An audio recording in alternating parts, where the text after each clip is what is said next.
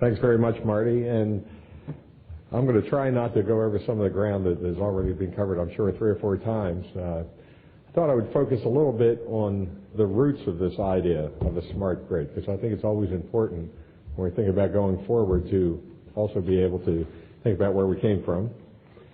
And then talk a little bit about the barriers that I see to this transition to the smart grid model, both from the regulatory, political perspective and also from within utility companies, which I think oftentimes gets overlooked. But starting first about looking at roots. Here's a test.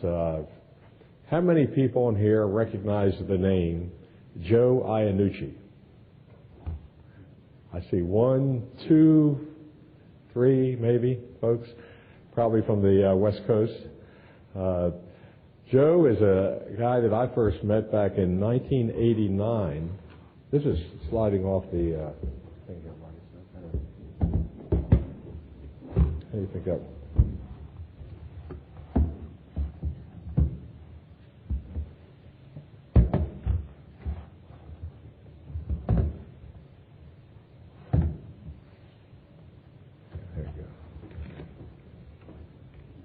This is going to be a high-tech fix, I can tell.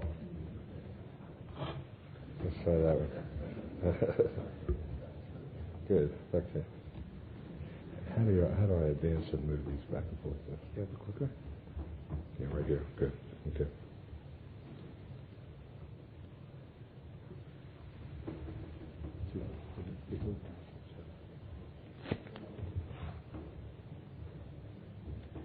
Here we're trying to sell you electric cars, and we can't even keep the display going. There we go. That's going to work. So anyway, Joe is a gentleman that I first met back in 1989. He was a engineer at that time with Pacific Gas and Electric, and he was involved with EPRI. I had just come on board with EPRI, and I was really fascinated by his view of the world. I mean, if you can believe it, he showed a wait a minute, let's see. He showed a diagram that looked very much like this in 1989.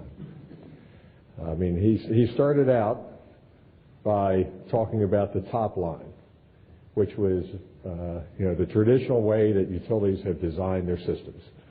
Large central power plants, transmission lines, distribution lines, ultimately to the customer. Obviously, there was a dumb meter at the customer, and that was as far as the utility went. And in the area of energy supply, we had large-scale nuclear coal plants. This entire system was built in a way that utilized on the average load factor of 50%, and it was loaded above 70% capacity less than 10% of the time. So his argument was it may just be the greatest underutilized asset in America. And his point, of course, was that as we go forward with technology, in those days we were envisioning fuel cells and substations and fuel cells in homes, that eventually we're going to have sources of generation across that whole continuum, and we will have communication systems and devices in the home, smart devices in the home. And the idea is we're going to make the transition from that linear model to a two-way integrated network. And that certainly is what we're talking about here today. I just think it's fascinating. I think that idea actually was gaining some momentum in the late 80s and early 90s, and then it was somewhat derailed by the lower price of natural gas. Came down miraculously after we thought it was going to be going up forever. That sounds familiar, doesn't it? And it was also derailed by the deregulation of the industry. So, today, as I take a look at this model that he envisioned, I think the arguments are even more compelling. I mean, back then the arguments were basically economic and asset utilization. But today you also have the fact that technology has advanced much further. Solar development is on a path that you have to believe within the next 5 years it's going to be cost competitive, particularly when you consider the other factor, which is environmental controls, environmental impact, the tariff on coal, and the fact that natural gas is so uncertain. When we look at how we're going to deal with this at Kansas City Power and Light, as we look at over the next 10 years, expecting this return to growth in economic demand, it's clear to us that we have the opportunity to build what I would call a 500 megawatt virtual power plant within our service territory. And the base load piece of that power plant is energy efficiency. We have, and keep in mind, if we can make this work, probably any utility in the country can, because our rates are 30% below the national average.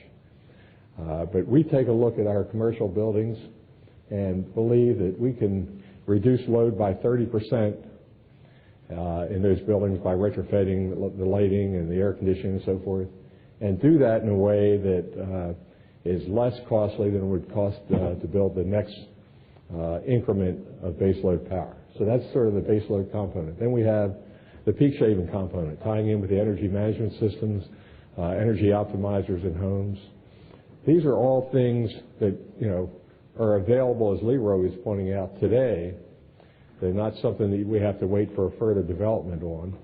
And I argue it's the lowest risk, highest return strategy for us as a utility, because any other investments we would make would have much more risk associated with them. So but we are going to be facing some barriers, two key barriers. One is the external barrier of regulation. I'm sure David Springy yesterday didn't jump up here and embrace the idea of us earning a return on energy efficiency, and also probably had some dubiousness about us putting in these kinds of communication systems. They have been very supportive of our Energy Optimizer program, which I think is a good step. But I think we can manage that, particularly with the political climate that's coming in. The bigger barrier is going to be internally within the utility company themselves. That traditional utility system planner who wants to have something positive that he can control to honor his obligation to serve. I mean, that's what he really lives and dies by. So somehow we have to develop a different attitude, a different set of skills, a different mindset. We probably need SWAT teams and all kinds of, creative people coming in. And just to wrap up, I think the real issue for us is the customer focus. Historically, we have been stopped at that customer wall. We have nowhere near the intelligence about customers and what their needs and drivers are that other industries do. I can remember Pepsi-Cola meeting with them one time and just couldn't believe how much they knew about how people that consumed the water that they were coming out to the market with made those decisions, and how the soccer moms stopped in the store and picked these up and were willing to pay $3 for it, and understand all the underlying psychological drivers. We don't know that about our customers. And it reminds me of a story, one of my favorite stories in D.C. here. It's probably pretty appropriate. Some of you, I'm sure, do remember Bill Bradley. And Bill, of course, was a senator at one time, and he was at in a diner, sitting in a diner, and the waitress came by and he said, "Pardon me, ma'am, can I have another pat of butter?" And the waitress said, "I'm sorry, there's only one pat of butter to the customer." And he looked, he said, "Well, you obviously don't know who I am." She said, "No, I don't." He said, "I'm Senator Bill Bradley. I was an All-American basketball player at Princeton University. I was a Rhodes Scholar. I was an All-Star in the National Basketball Association for 12 years. I've been a United States Senator for 18 years, and one day I may very well be President of the United States."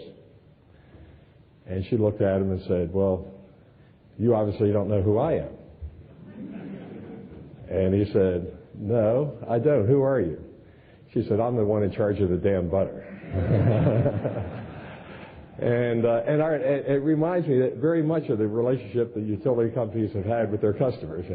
And we need to find out who's in charge of the damn butter. So, thank you.